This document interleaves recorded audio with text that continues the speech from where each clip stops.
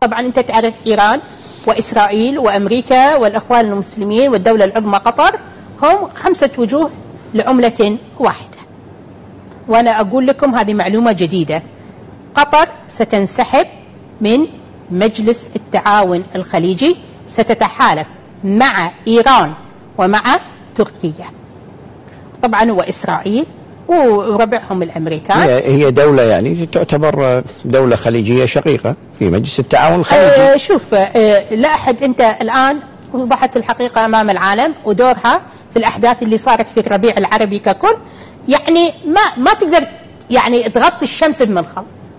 واضح للعيان الدور اللي لعبته قطر ضد وزعزعه الامن ايضا في داخل دول مجلس التعاون الخليجي. هي قاعده تدعم الحوثيين ضد المملكه العربيه السعوديه في جنوب في اليمن، هي قاعده تمول الارهابيين، هي قاعده تمول الارهابيين، هي الان قاعده تمول الجيش الاخوانجي بالسلاح وبالتدريب وغيرها، قاعده تشرف هي وتركيا على هذا الموضوع.